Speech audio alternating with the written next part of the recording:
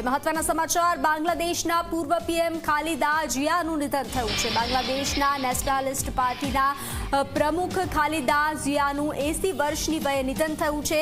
છેલ્લા 20 દિવસથી વેન્ટિલેટર પર હતા ખાલિદા। સવારે 6 વાગ્યે બાંગ્લાદેશના પૂર્વ પ્રધાનમંત્રીએ અંતિમ શ્વાસ લીધા। મહત્વનું છે કે ખાલિદા જિયા 1991 થી લઈ અને 1996 અને 2001 થી 2006 સુધી 2 વાર બાંગ્લાદેશના પ્રધાનમંત્રી રહ્યા। તેઓ પૂર્વ રાષ્ટ્રપતિ જિયા ઉર રહેમાનના પત્ની હતા। તેમના મોટા પુત્ર બીએનપીના કાર્યકારી અધ્યક્ષ તારિક રહેમાન 2008 થી લંડનમાં રહેતા હતા। પતિના મૃત્યુ પછી બીએનપી પાર્ટી વેરવિખેર થવા લાગી અને પાર્ટીના નેતાઓએ ખાલિદાને નેતૃત્વ સંભાળવા માટે મનાવ્યા હતા।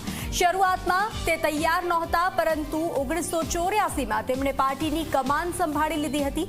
ખાલિદા જિયાને 8 ફેબ્રુઆરી 2018ના રોજ ઢાકાની સ્પેશિયલ કોર્ટે જિયા અનાથ આશ્રમ ટ્રસ્ટના નામે સરકારી પૈસાની ઉચાપત કરવાના આરોપમાં 5 વર્ષની સજા સંભળાવી હતી। ખાલિદાના પુત્ર તારિક અને અન્ય 5 આરોપીઓને પણ 10 વર્ષની સખત કેદની સજા ફટકારવામાં આવી હતી।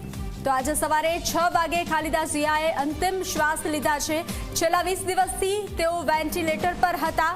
તો આજે તેઓએ અંતિમ શ્વાસ લીધા છે। સવારે 6 વાગ્યે તેઓનું નિધન થયું છે બાંગ્લાદેશના પૂર્વ પ્રધાનમંત્રીનું।